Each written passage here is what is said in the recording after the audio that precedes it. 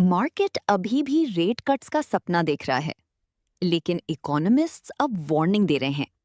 यानी interest rate hike शायद सिर्फ डिले हुई है, कैंसिल नहीं।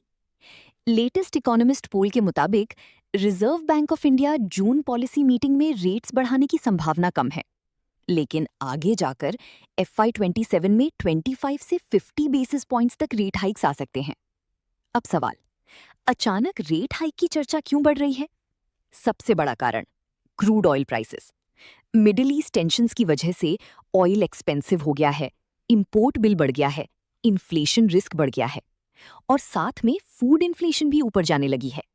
मतलब आरबीआई के लिए प्रेशर बिल्ड हो रहा है। अब करंट रेपो रेट कितना है? 5.25%।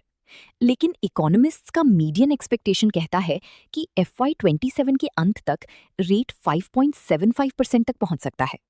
यानी इजी मनी इन्वायरमेंट खत्म हो सकता है। अब जून मीटिंग में हाइक क्यों अनलाइकली माना जा रहा है? क्योंकि आरबीआई अभी वेट एंड वॉच मोड में है।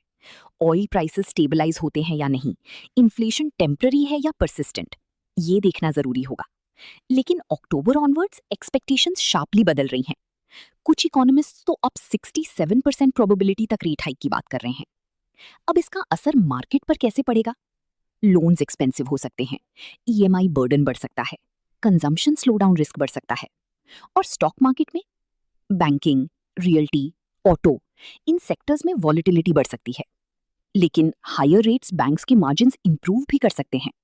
मतलब विनर्स और लूजर्स दोनों बनेंगे। अब बड़ा सवाल, क्या आरबीआई इन्फ्लेशन कंट्रोल करने के लिए रेट्स बढ़ाएगा या ग्रोथ स्लोडाउन की डर से कॉशियस रहेगा? स्मार्ट इन्वेस्टर्स अब सिर्फ स्टॉक चार्ट्स नहीं, आरबीआई पॉलिसी सिग्नल्स भी डिकोड कर रहे हैं। ऐसी ही sharp macro and market insights के लिए फॉलो करो और कमेंट में बताओ, रेट हाइक कमिंग अगर तुम्हें लगता है कि आरबीआई रेट्स बढ़ाएगा, या आरबीआई विल वेट अगर तुम्हें लगता है कि सेंट्रल बैंक अभी पॉज रखेगा।